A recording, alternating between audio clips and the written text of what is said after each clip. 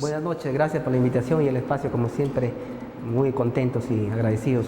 Usted nos tiene lo último de lo que Jaén está buscando hace muchos años y entiendo que recientemente han sostenido una reunión para efectos de consolidar este pedido, esta propuesta de tener en Jaén una Corte Superior de Justicia.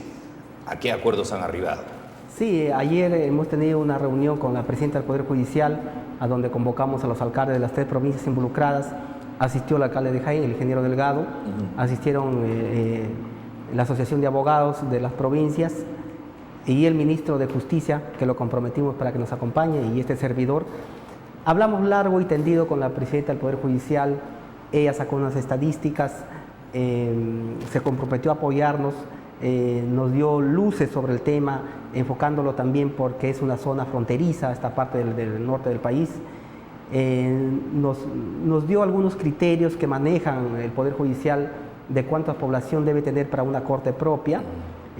Según la cantidad de población que tenemos, todavía nos falta un poquito ahí para alcanzar, pero lo que sí se ha comprometido la presidenta del Poder Judicial es a instalar una nueva sala especializada y más juzgados especializados también, que justamente es para descargar los procesos judiciales. Es sí, lo inmediato. Es lo inmediato. Perfecto. Sin embargo, lo otro no está descartado de plano. Tenemos que trabajar para cumplir estos requisitos. Justo hablábamos con las personas que tuvimos ayer reunidos. Podíamos invitar a Bagua, por ejemplo, para que se sume. Buscar consensos. Buscar consensos. Ucubamba, Bagua y puede ser Condorcanqui, ¿no? ¿Por qué no? Sí. Entonces, con eso sí completaríamos la cantidad de personas requeridas para tener una corte propia.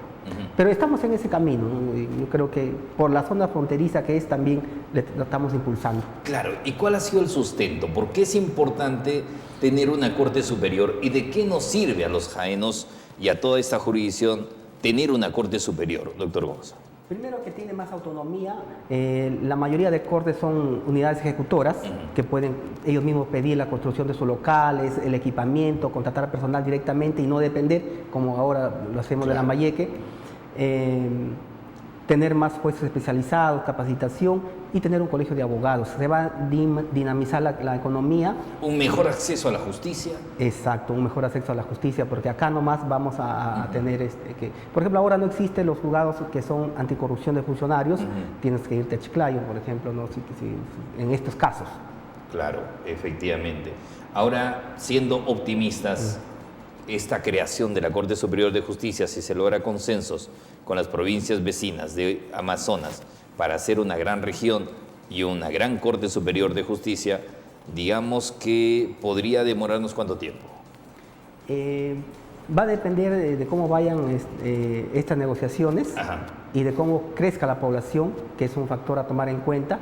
Pero así como vamos este polo de desarrollo económico que está generando alrededor de Jaén y San Ignacio. En San Ignacio tenemos una universidad nueva, van a venir personas, van a venir estudiantes, y yo creo que vamos a completar. Así nacen todas las iniciativas, los sueños, ¿no? de buscar desde ya y no esperar al último momento. Yo creo que la población estamos comprometidos en esto y las autoridades también.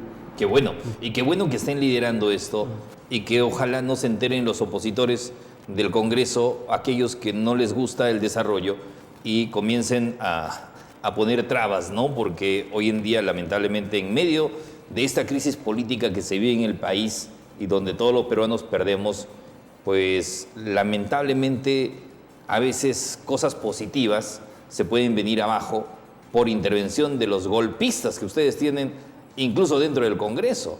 ¿Qué tan difícil es lidiar con esta gente en el Parlamento? Sí, justo aquí para terminar, también tenemos la implementación de la zona franca. Claro, es un tema que está en manos del gobierno regional, básicamente. Sí. ¿No?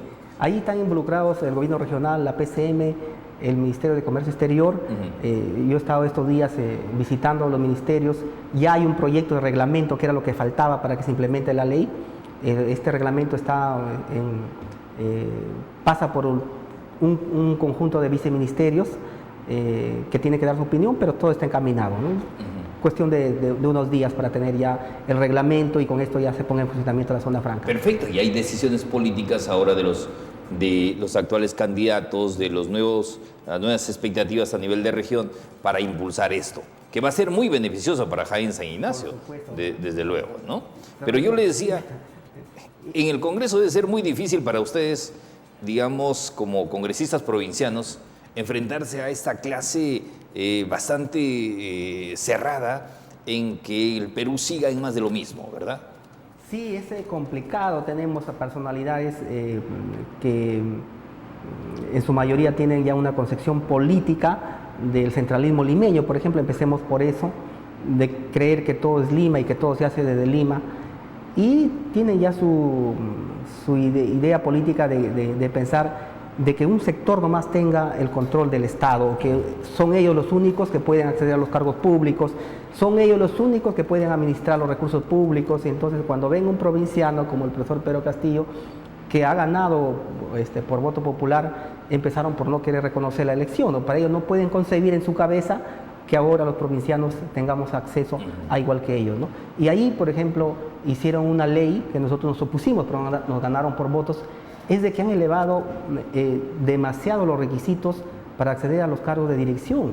Y yo les digo que quieren que ahora los peruanos nazcan con un certificado de trabajo bajo los brazos, porque te piden más experiencia de trabajo que años de vida, y para hacer los mismos, ¿no? Yo he trabajado muchos años en Lima y he visto que gane el presidente que gane, son los mismos que se van de un ministerio a otro ministerio. Y son estos los que sabotean, por ejemplo, que no se ejecute el presupuesto de los ministerios, ¿no? Yo siempre he sido crítico en ese sentido, y cuando he tenido la oportunidad de hablar con el presidente le he dicho que dé las indicaciones que los ministros ejecuten siquiera el presupuesto que se les asigna anualmente. Los recursos de por sí son escasos, y si a esto le vamos a tenemos que ejecutar esos pocos recursos, ahí es cuando viene el descontento de la población.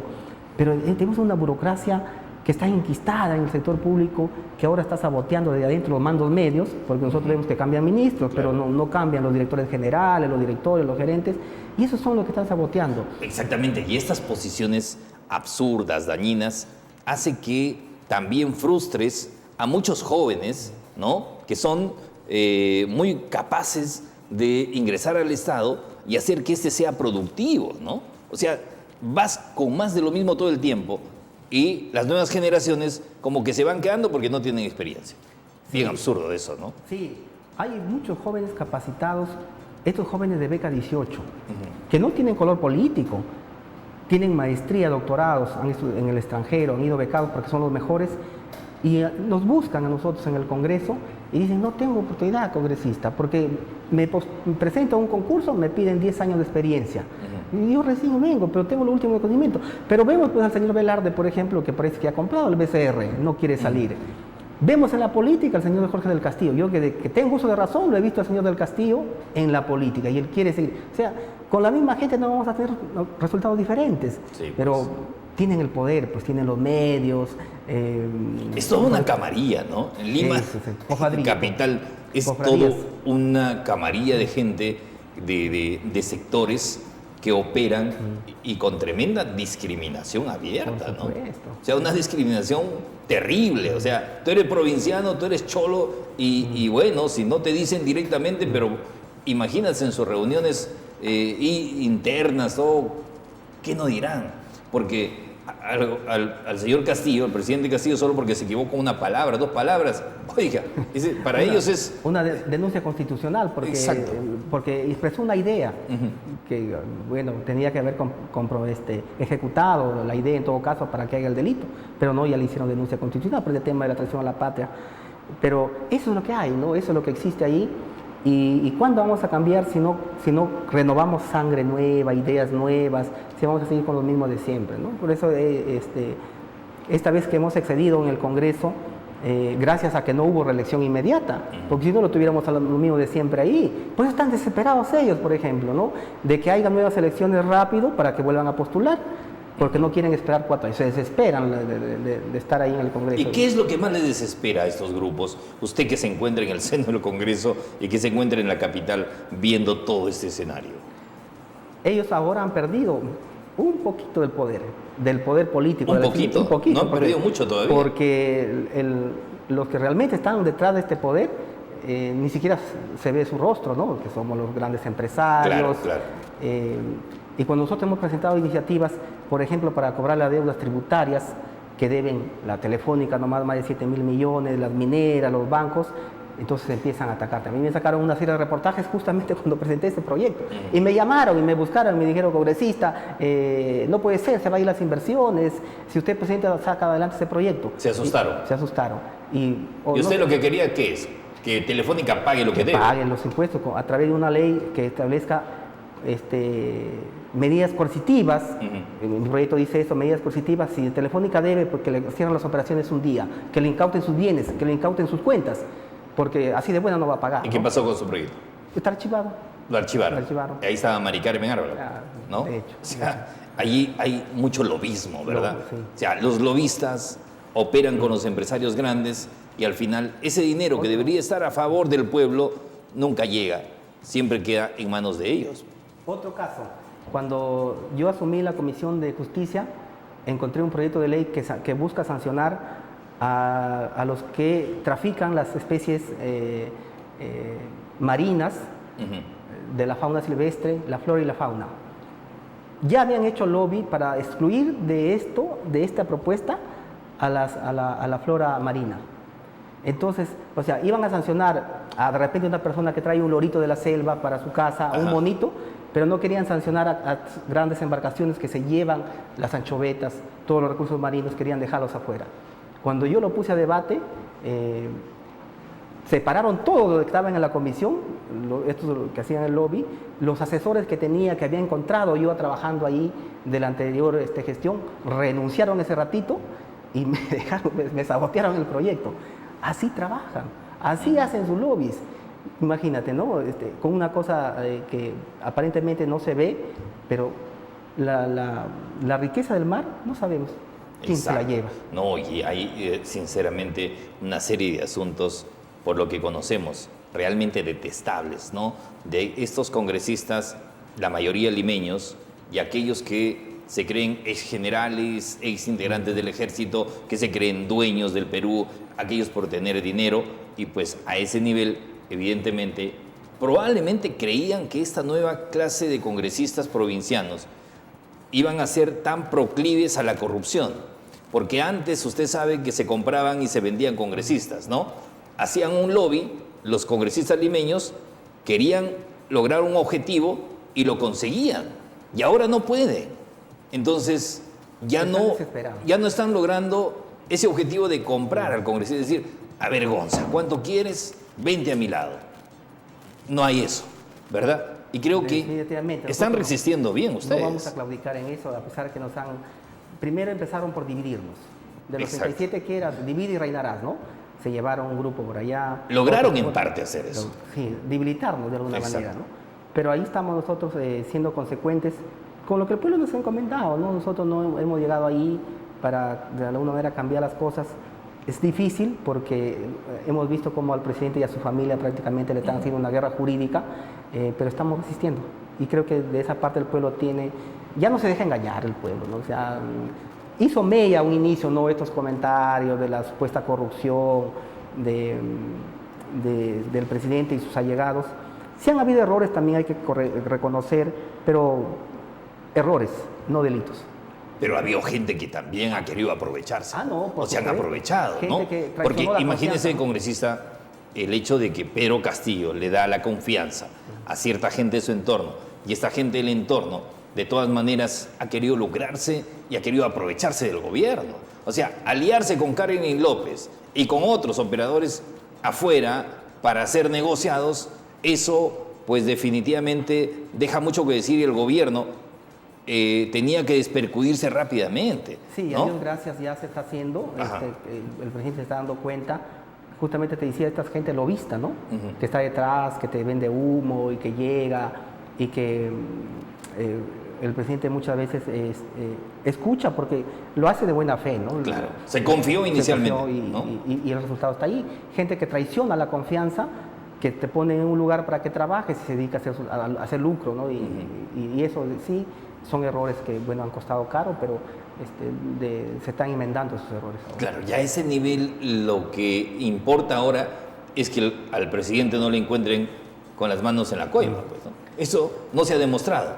Y de allí que ustedes todavía por eso, entiendo, le dan su respaldo a Pedro Castillo en algunas decisiones. Nosotros estamos convencidos que el presidente es una persona honesta, que haya cometido errores, que las personas que han estado a su costado han estado lucrando, haciendo negocios, eso sí es posible y se ha dado en todos los periodos, en todos los gobiernos. Y algo importante, que no se ha aferrado a dejarlo ahí, ¿no? Exacto, O sea, exacto. ha habido un escándalo, digamos, no con cosas tan contundentes, en algunos casos sí, pero se ha despercudido. Sí, y eso es bueno. Los ha dejado salir. Entonces, está enrumbando el camino que le ha encomendado a la población en sus votos, y creo que sería una gran decepción si el presidente esta vez nos traiciona la voluntad popular. Sí, pues. Yo creo que, estoy seguro que no lo va a hacer. Efectivamente, y estaba en riesgo eso, ¿no? Sí. Que pudo irse al otro lado, o sea, adoptar el otro camino, el camino más fácil, Lo que hizo el camino que hizo Ollanta Humala, ¿no? El más sencillo, ¿no? ¿No? O sea, si recuerdas, de repente, cuando ganó el señor Ollanta Humala, los titulares le pusieron el primer ministro, los titulares le pusieron el ministro de Economía. Dijeron, me recuerdo que el Comercio sacó posible ministro de Economía, 2 nombres, y uno fue el ministro. Posible primer ministro, 2 nombres, y uno fue el primer ministro. Todo estaba dirigido. Esta vez el presidente no les hizo caso. Apostó por los profesionales provincianos y pues se vinieron con todos los medios de comunicación, además que no les está dando pues los recursos que los gobiernos le asignaban, millones de soles a los medios de comunicación, no les está dando. Creo que están quebrando el comercio y otros medios, pero eso es lo que el pueblo necesita, ¿no? Bueno, aunque difícilmente puedan quebrar, porque ellos tienen el apoyo del gran poder económico. Claro que el Estado era, digamos, un buen financista también a ese nivel. Y que creo yo que Pedro Castillo debió igual utilizar los medios de comunicación, porque usted entenderá que es importante informar de lo bueno que se hace un gobierno. Y los medios de comunicación son un espacio en el cual obviamente la población debe estar informada. No al nivel millonario al que antes, claro, los gobiernos cedían para otros intereses, porque bien dicho, lo ha señalado Castillo, cuando dentro de Palacio se reunían no para hablar de temas laborales, de temas de reivindicaciones sociales, con los sindicatos, con la gente trabajadora, sino dentro del Palacio pues no se movían $20,000 como el que le encontraron a Pacheco, o 30,000 creo, ¿era 30,000? 20,000.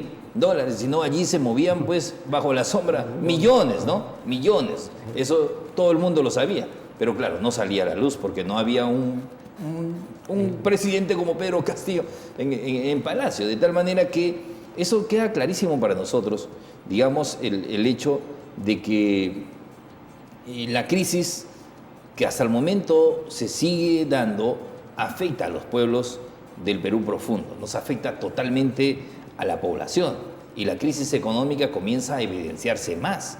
Ahora, de aquí en adelante, ¿qué va a pasar, congresista Gonza? ¿Va a haber nuevos anuncios, mejoras ahora con la decisión del Poder Judicial que ya liberan a Jennifer Paredes? Y bueno, hay algunas cosas importantes para fortalecer probablemente el gobierno.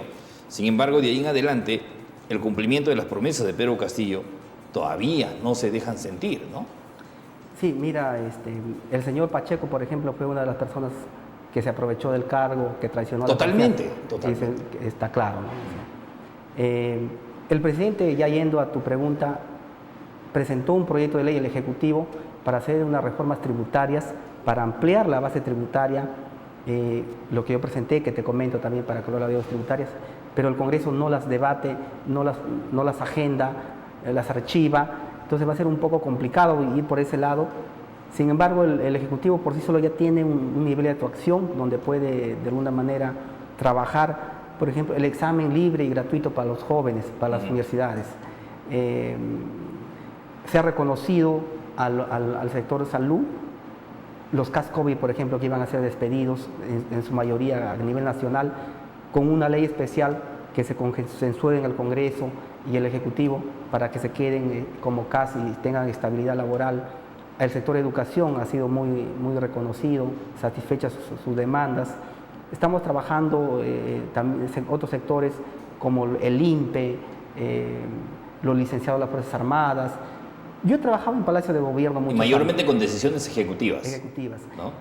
Y nunca he visto que un presidente reciba, por ejemplo, a los mineros, que reciba a los sindicatos de las enfermeras, de los médicos, que reciba a los licenciados de las Fuerzas Armadas, que reciba a los ronderos, que reciba a los pueblos originarios. Claro. Nunca lo he visto, yo he trabajado varios años, pero este es diferente, ¿no? El presidente Pedro Castillo ha abierto las puertas del Palacio para escuchar justamente a este sector olvidado, marginado. Claro que los grandes empresarios antes simplemente entraban sin sacar audiencia, ¿no? Ahora son el pueblo el que va y es recibido por el mismo presidente de la República. Es un cambio total, simbólico, pero que justamente eso les molesta a la oposición, a los grupos de poder, a los que solamente piensan en llenarse los bolsillos y llevar la riqueza al extranjero, ni siquiera se empate acá.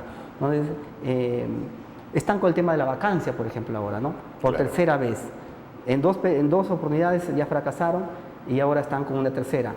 Acaba de salir, como te comentaba, el pronunciamiento del Tribunal Constitucional Sobre la denuncia constitucional. respecto a que el Congreso le pidió que interprete el artículo 117 y el Tribunal Constitucional Lo ha rechazado. improcedente, de tal manera que esa es una victoria para el sistema democrático, Claro. para las instituciones, que es la presidencia.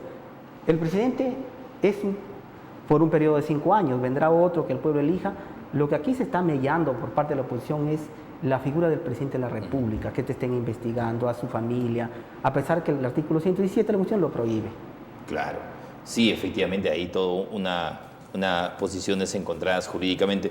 Pero más allá de eso, yo entiendo perfectamente este contrapeso de la sociedad que respalda a Pedro Castillo y que lo recibe en Palacio y que se van a Lima y muchos con sus propios esfuerzos para efectos de defender un gobierno del pueblo.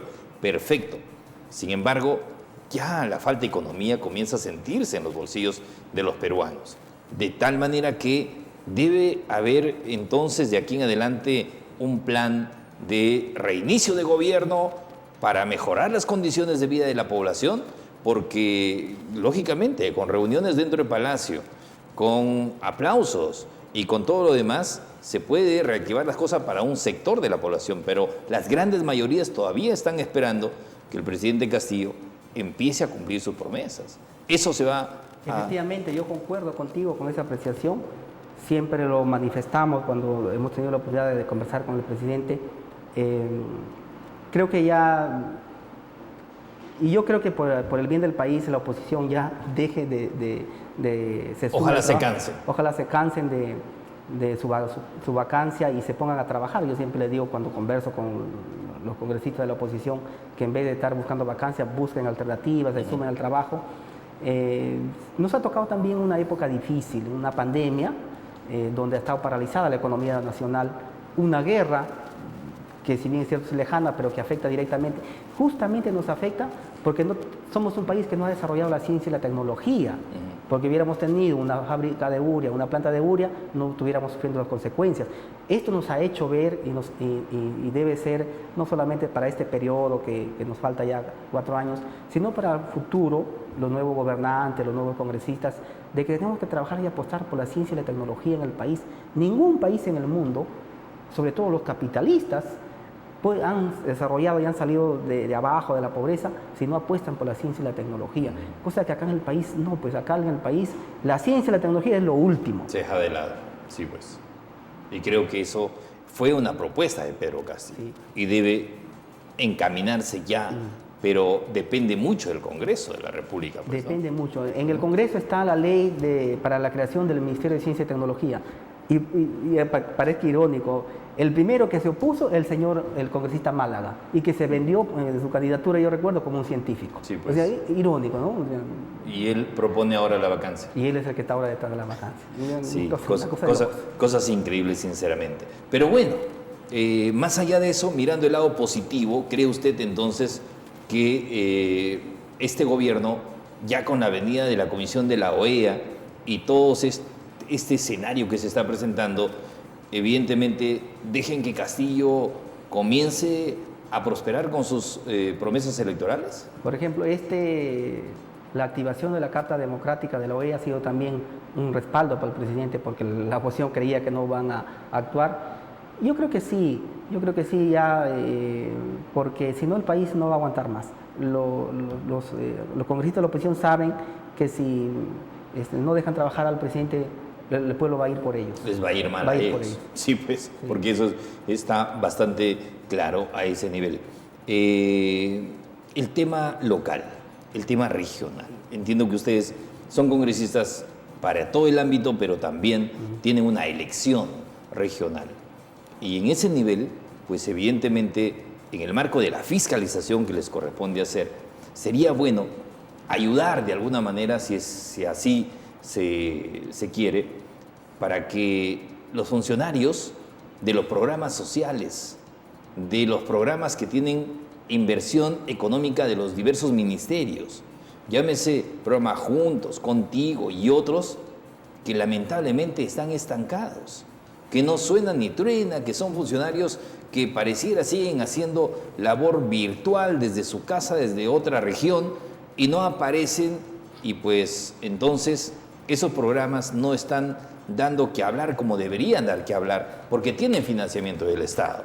Las instituciones del Estado, el proyecto especial manipulado con un director 10 días, regresa el director, otro director 10 días y así. Ya, ¿qué es eso? Nos huele mal esa situación. Ustedes como congresistas tienen que al menos hacer ahí un seguimiento y una fiscalización. ¿Se han enterado de eso, no? Sí, yo concuerdo nuevamente contigo. Creo que para ver la gestión de un funcionario, creo que mínimo es un año, ¿no? Porque un año donde ejecutas un presupuesto que te asigna y los presupuestos te asignan a través de la ley de presupuesto por año, las obras.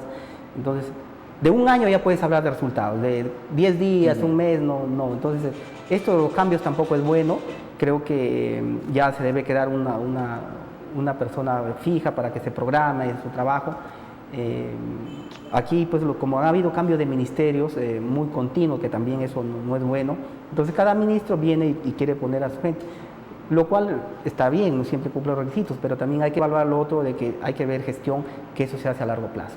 Sí, pues, pero también habría que ser muy cuidadosos, porque así como se ha denunciado que en el gobierno central hay operadores en la sombra, también en regiones entendemos que hay gente que se hacen pasar como operadores del gobierno y probablemente ahí se le esté escapando al presidente Castillo porque se ha desligado lógicamente de su partido Perú Libre, se ha desligado y está solo y hay algunos que se hacen aparecer como los amigos, amigotes y estarían negociando los puestos. Y a eso hay que darle duro, congresista, porque eso es lo más de lo mismo, de antes, cuando todo era a base de corrupción.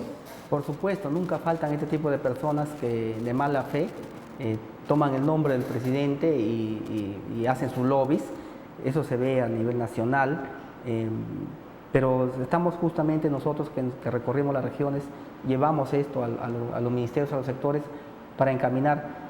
Por eso que no es lo ideal que él se desligue de su partido, porque más allá del partido es el que al final va a responder por la gestión.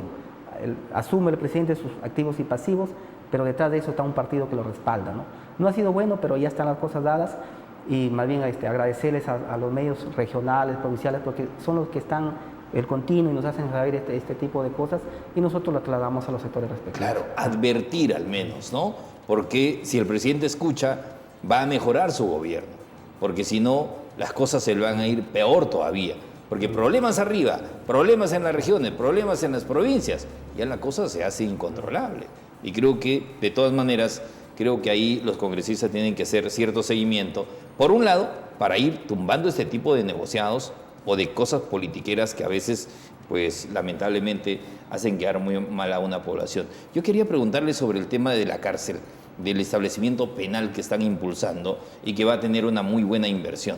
Se había presentado voces discordantes, pero ya después de todo este consenso que se ha dado, ¿hay algún percance frente a eso o continúa la gestión?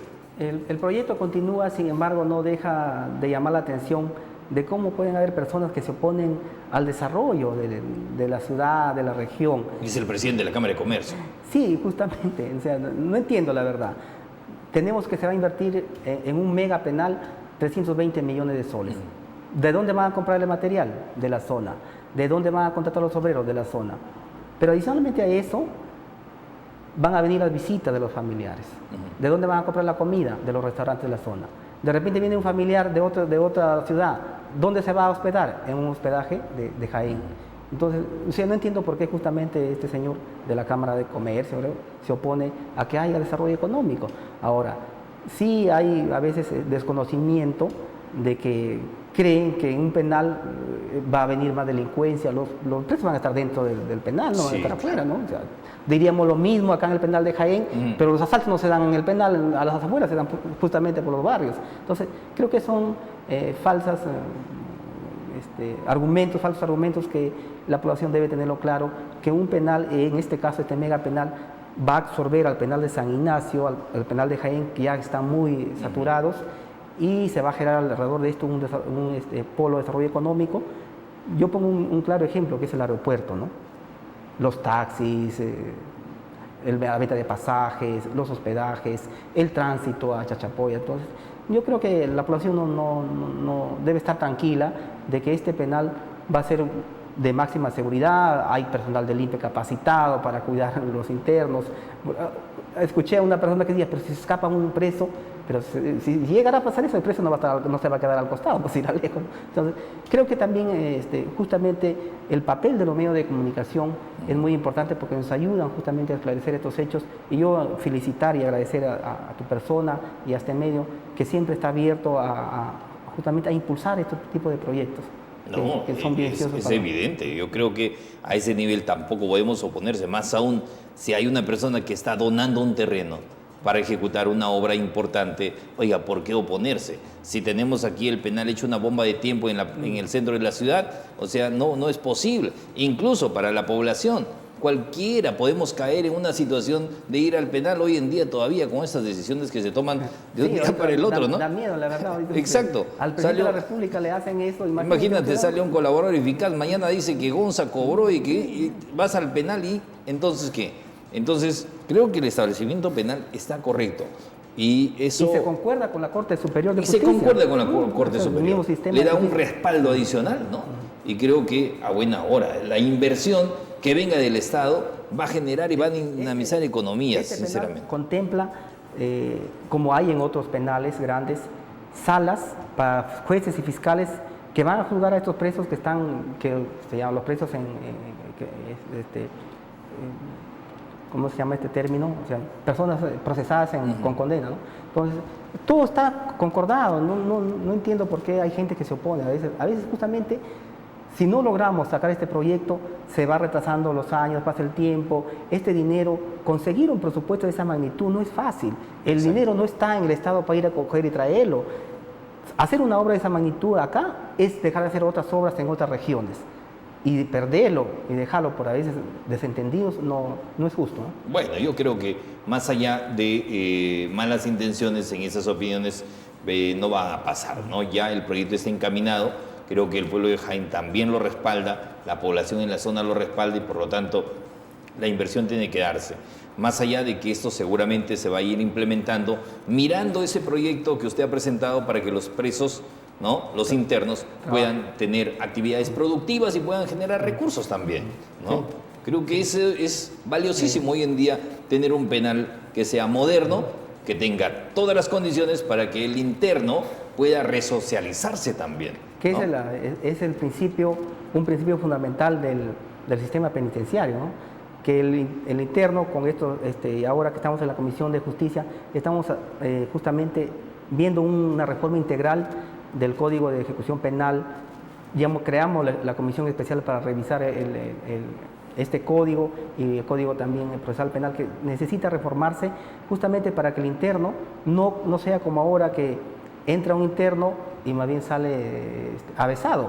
Entonces no hay esta división de los primarios Sí, seguramente hay personas que ya desadaptadas sociales que seguramente van a tener un trato especial. En este caso, este penal contempla bastantes pabellones justamente para clasificar a los internos, de que salgan con un certificado de trabajo, por ejemplo. Si trabajan, van a tener un ahorro para que hagan un emprendimiento, porque sale el preso, no tienes trabajos, con antecedentes penales.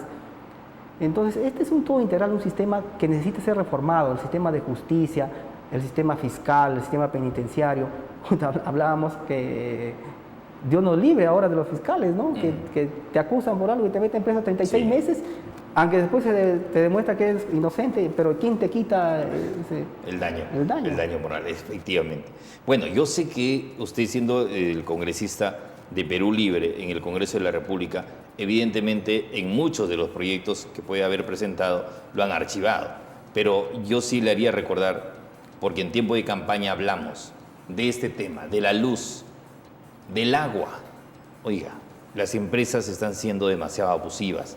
Yo no sé si eso va a ayudar, digamos, en el transcurso del tiempo, a que la gente entienda que, bueno, pues la luz cada día es más cara, la energía es cada día más cara y el agua más cara.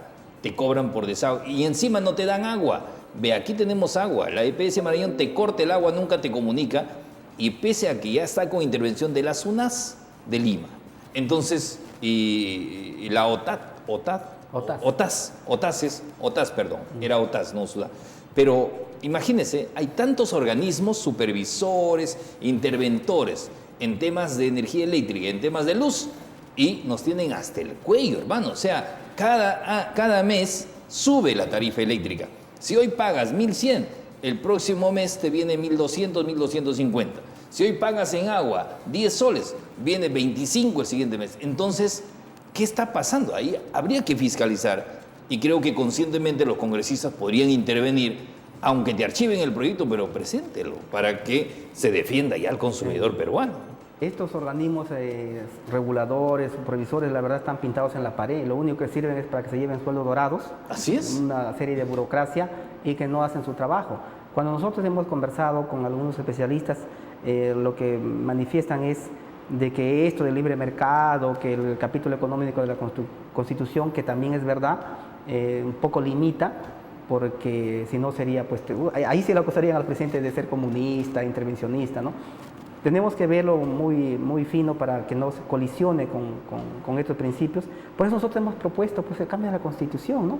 Justamente para que estos recursos esenciales, estratégicos, el agua, la luz, los combustibles, los aeropuertos, estén en manos del Estado, pero administrados estratégicamente, como hay en otros países. No sé por qué acá este sistema que nos han implantado, de no ver de que uno en nuestra casa tiene el control de su llave de la luz, tiene el control de su llave del agua, no le da el control de la llave al vecino, claro. Porque el vecino, no sabemos si se malogra tu foco, quieres cambiarlo, baja la palanca, no vas al vecino a tocarle la puerta. Pero acá estamos así, ¿no? Le tenemos el que administra los recursos estratégicos, por eso sube el combustible y el Estado no tiene el control. Entonces, creo que aquí hay que hacer reformas estructurales, que tienen que ser reformas constitucionales, que justamente es cuando ahí necesitamos el apoyo de todo el Congreso y la verdad es un poco difícil, pero igual seguimos intentando. Yo creo que ahí vamos a lograr. Con iniciativas legislativas entonces no se puede cambiar este panorama. Sí, sobre todo hay que ir al fondo. Hay que ir al fondo. A la Constitución. Solo con una nueva Constitución podríamos tener tarifas justas de agua, tarifas justas de energía eléctrica. ¿Me quiere decir usted? O sea, ¿ahora no se puede hacer cambios a ese nivel? Ahorita no. O sea, y que nos sigan cobrando lo que les da la gana. Sí, tenemos que buscar una solución. No hay una forma de buscar un equilibrio aquí porque, sinceramente, ya es, para nosotros, abusivo, ¿no? Y creo que para todo el pueblo peruano. Tenemos que buscar consensos y en eso necesitamos ir la mayoría de votos que no los tenemos en el Congreso. Más bien, la oposición quiere liberar más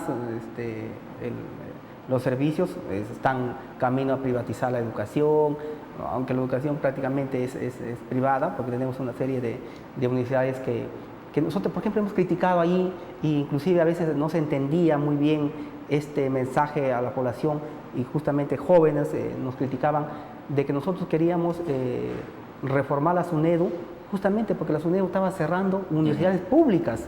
Estaba cerrando la universidad de Pedro Ruiz Gallo de Lambayeque. Sí, pues. Y quienes votaron en contra de esta reforma fue por el grupo de APP que tiene la César Vallejo, porque a ellos les conviene, porque se cierra la Pedro Ruiz para que se vayan a estudiar a sus universidades.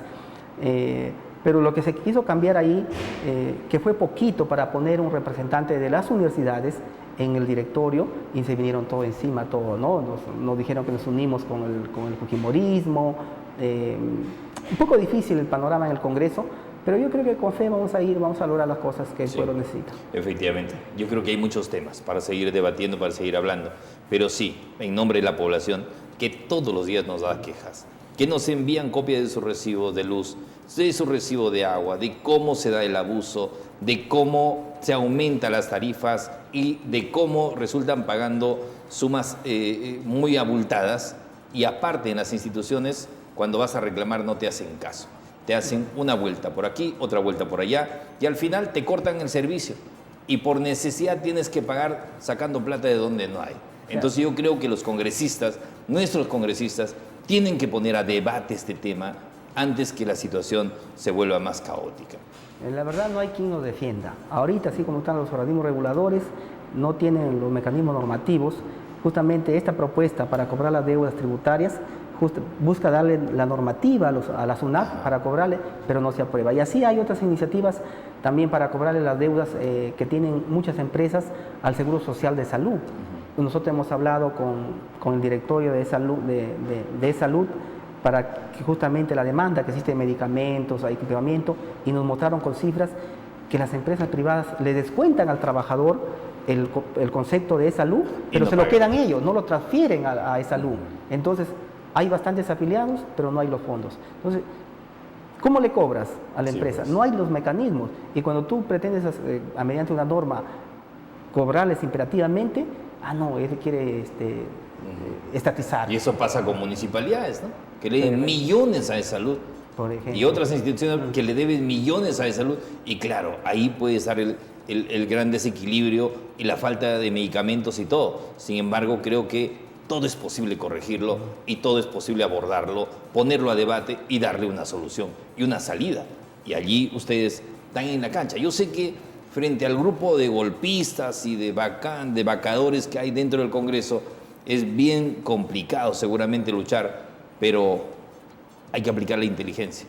Y ustedes están allí para que pongan todos sus esfuerzos, siempre pensando en la economía del pueblo peruano, congresista Gonza.